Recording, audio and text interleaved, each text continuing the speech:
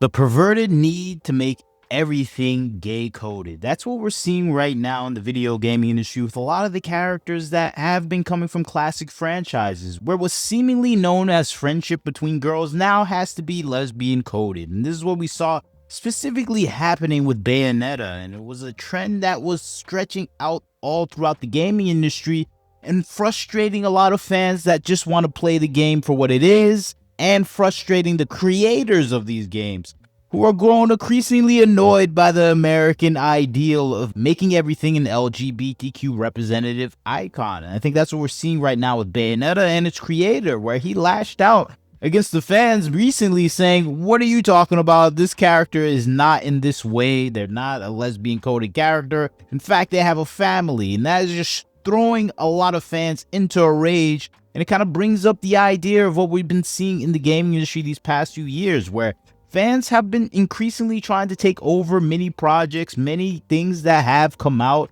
as just plain old fan service type of games, and I'm trying to remove the male gaze element because they see that as destructive, and the hypocrisy of turning that male gaze element to something female oriented. And this is what we've seen with Bayonetta these past few years, to the frustration of a lot of the people within the fan base for these games. And I think that is the thing that we see at the basis for a lot of things in the gaming industry today, where it's become overly politicized, where people that may not even be fans of the game don't like the success that these games are having. We can see this happening with Bayonetta back in the 2014 era with Gamergate, where it was a political talking point for some of the Gamergate leads like Anita Sarkeesian, who came out criticizing the game for its over-sexualization of women, having this character in many skimpy outfits, trying to attract the male gaze. And I think this is part and parcel of what we've been seeing all throughout gaming, where these characters that have been successful with a large demographic of the male audience, because gaming is a male-oriented hobby, so you're going to have more topics, more games that look like this, and people that are foreign to gaming, like many of the activists that report and criticize gamers for liking these characters, are going to be offended by them. And I think that's what we saw with a lot of the people back in the Gamergate 1 era and back in the 2014, 15, 16 era, where they're trying to attack gaming for these certain elements. And I think that's what we saw with a lot of the commentary surrounding Bayonetta, where they were flat out criticizing the game rather than praising it. And I think that switch from criticism to praise mainly came from actually this queer-coded messaging that they forcefully imposed it onto the gaming audience. And I think that's what happened with Bayonetta, because it saw the popularity wasn't going away, the creators weren't changing anything about the game. So rather than give up on this game, it seems like the tactic for a lot of these activists within the gaming industry is to queer code these characters. And if you don't know what queer coding means, it means giving a character traits and behaviors that suggest they are not heterosexual or straight, without the character being outright confirmed of this queer identity or LGBTQ identity. And they take a lot of characters like this. You see them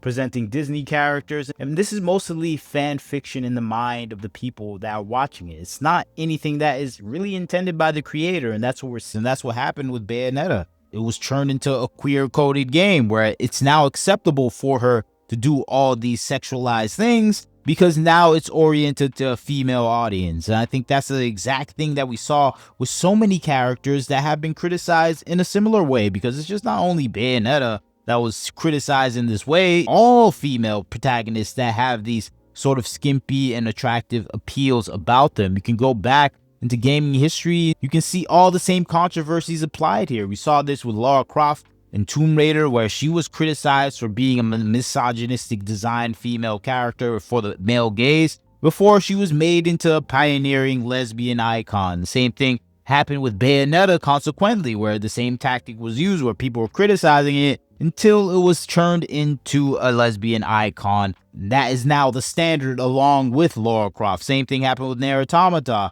This was criticized incessantly for being something that is attracting the male audience, that is disrespecting women, but now it's held in the same atmosphere as Lara Croft and Bayonetta because now she is a queer icon. Same thing is now currently happening with Stellar Blade, where she's being criticized for being too attractive, and we all know the cycle is going to happen again, where she's going to be put in the ranks with all these other feminist icons because she's queer coded now. And I think that is the thing that we keep seeing in the gaming world. And I think that perspective is lending itself here with Bayonetta, where we have this attraction to change the characterizations of these characters. And I think never before with the other games that I mentioned, we never saw the creator come out and flat out denounce them for doing this. But now we have that with Bayonetta's creator, where he came out and said, what are you talking about? This character is married and has a family. I don't know what you're talking about. The queer code in this, how I took away your lesbian characters are never lesbian. This is not the case at all. And this is coming from the horse's mouth,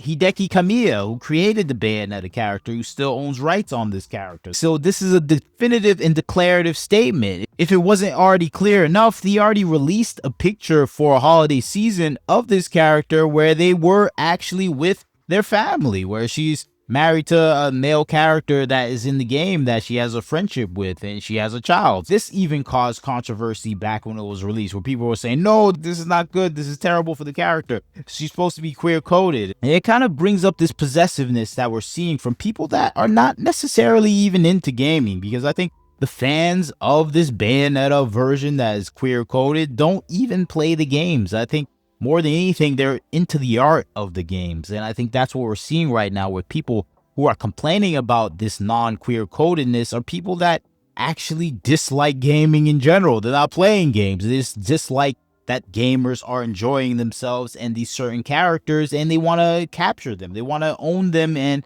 transform their overall symbology about these games. And I think that's what we're seeing with the complaints for this right now, where people are complaining about this, but they're not even playing the game. They're not even the people that are purchasing these games. And I think that is the thing that we're seeing right now with gaming, where the people that do not even play the games want to have full control and influence of the story and makeup of the games that are coming out right now. And I think that is the thing that's harming the industry right now. That's what we saw at the beginning of Gamergate. This is what we're seeing with Gamergate too, where people that actually do not even like gaming want to control and change the gaming environment in its entirety. And I think that is the reflective thing that we're seeing right now with the complaints with gaming for the past few years. Even when you look at the details of Bayonetta, you realize the person that is creating the art and design for the character is a female artist, a talented female artist named Mari Shimazaki, who's the illustrator and known for designing the main cast for Bayonetta and other titles that have come out. And I think this is the ignorance that we keep seeing with the people complaining about these design choices in art. I know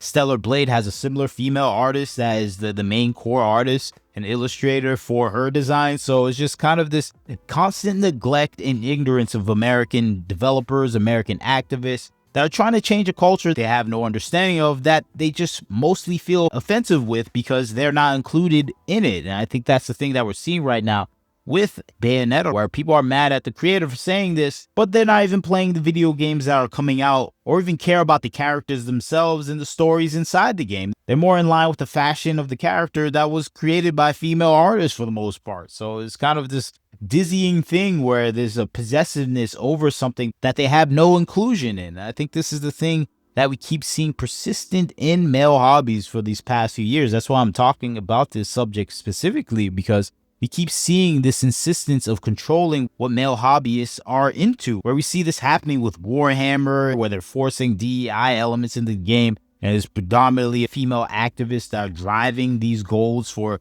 diversity, equity, inclusion, and feminist elements into a role-playing tabletop game that is mostly male focused. And it's kind of this urge to actually control the environment that a lot of male hobbyists are in that they have no control over. I think this is the element that we keep seeing pervasive in the gaming industry and entertainment in its whole, because there's a level of influence within these properties, within these environments. The male hobbyist environment is where a lot of ideas are developed, cultivated, and create a community that is viable outside of the hobbyist environment. And that's why I think that's important to these activists to actually delve into these areas and capture the icons within these areas, like a Bayonetta, like a Stellar Blade, like a Warhammer, like a Lord of the Rings, a Doctor Who, a Marvel. They want to control these entities because they mean more than what they mean for the male hobbyists. And I think that's what we're seeing right now, an actual attempt to remove these elements from gaming that are actually appealing, that develop a culture for the hobbyists. And I think for the gamer themselves, we stand to prove that we actually have influence in the real world from what we saw from Gamergate, because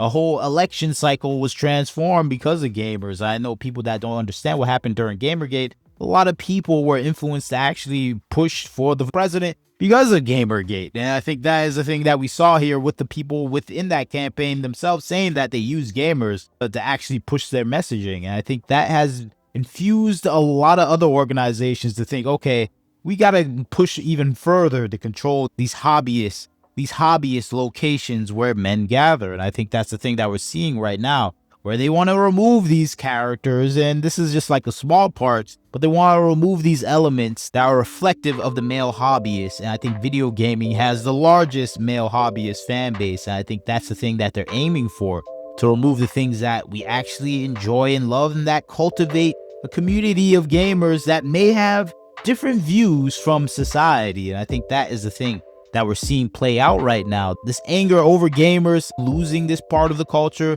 is what we're seeing a reaction to online from the activists that are angry about this. And I think this is the eventual thing that we're going to see with a lot of video games that do not follow in the modern political agenda that is being put out there. And that agenda is whatever they want it to be. And it seems like anti-male gamer and just basically anti-fun. And I think that's what we see with them going after games on Steam. They're trying to eliminate adult games that are oriented towards men. They're trying to eliminate even the digital model Annie that was made. They're trying to ban that. And it's just a full force attack against anything that may actually develop a male community fan base, because for them, probably men gathering together is the most dangerous thing in their mind. And I think that's what they're seeing right now with these certain characters. Maybe I'm overthinking it, I don't think so, but I think that is the core element that I'm seeing develop here. But that's just my thoughts on the situation. Maybe you disagree with me. You tell me what you think. Bayonetta, no more lesbians from the owner, which I think is a reasonable thing. I'm tired of seeing those type of character stereotypes. We see them everywhere in gaming. It's nice to see a creator actually step out and say, hey, this is not the game. We're not going to go for it. And I wish more creators would do the same thing so they can push out these elements from the gaming world. And we can just have this hobbyist community that actually likes video games. But that is just my 2 cents on the situation. I'd like to hear your thoughts. Like, comment, share, subscribe. This is Wagner Knows Why. Catch you next time.